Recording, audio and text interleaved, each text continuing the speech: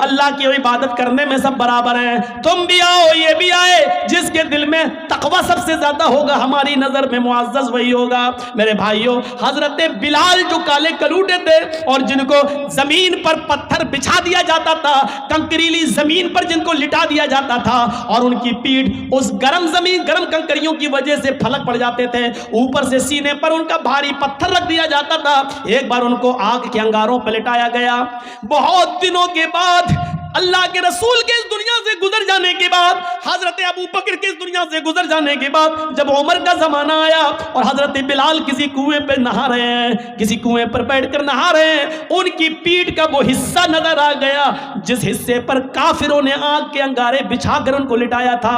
آگ کے انگاروں سے تپی ہوئی پیٹھ جو بالکل جل چکی تھی، حضرت عمر فاروق نے جب اس پیٹھ کو دیکھا، اللہ کے رسول کے گزر جانے کے بعد، ابو بکر کے گزر جانے کے بعد، حضرت عمر جب خلیفہ بنے اور ان کے سامنے جب وہ پیٹھ آئی تو حضرت عمر پیچھے سے جاتے ہیں اور اس پیٹھ پر بوسہ دے دیتے ہیں، اس پیٹھ پر اپنے ہونٹ رکھ دیتے ہیں۔ حضرت بلال نے جو پیچھے مڑ کے دیکھا، کہنے لگے امیر المومنین آپ۔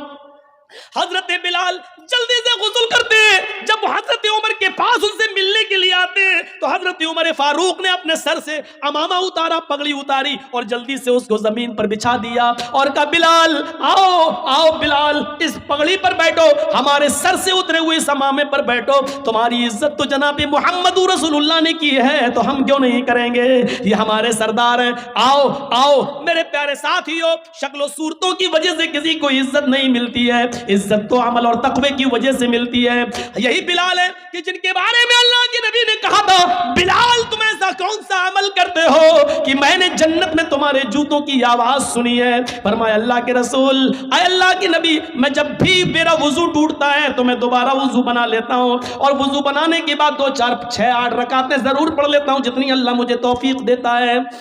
یہ بلال تھے جن کے لیے حضرت عمر اپنے سر سے پگڑی اتار کر زمین پر بچھا دیتے تھے اور کہتے تھے آؤ بلال بیٹھو، جس کی عزت جناب محمد رسول اللہ نے کی ہو اس کی عزت ہم کیوں نہیں کریں گے۔